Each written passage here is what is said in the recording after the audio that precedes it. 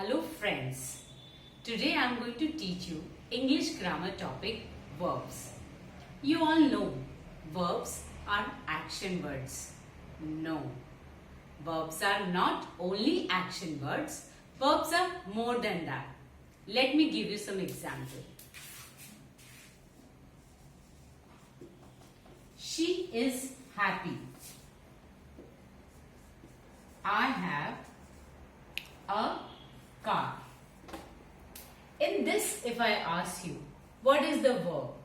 You will be puzzled. There is no action word.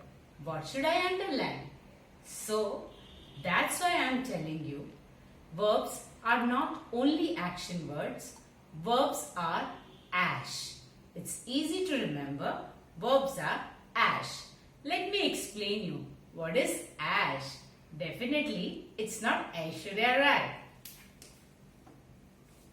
A-S-H.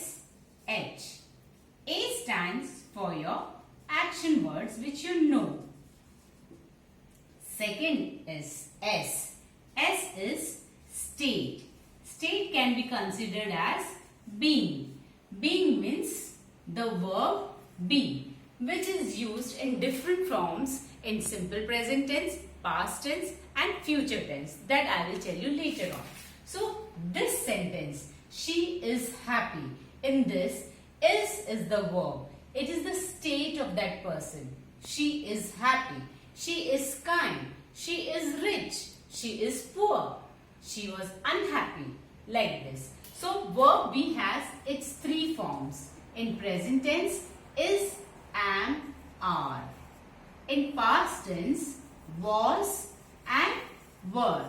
In future tense, it's will be. So, S stands for state or being. Third is H. H stands for having. Having means possession.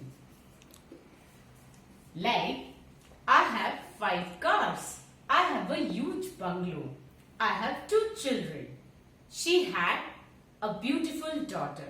So, all these things which include having means possession are also called verbs. So, in all, verb is ash. A stands for action, S stands for state and H stands for having. So, I hope you understood well.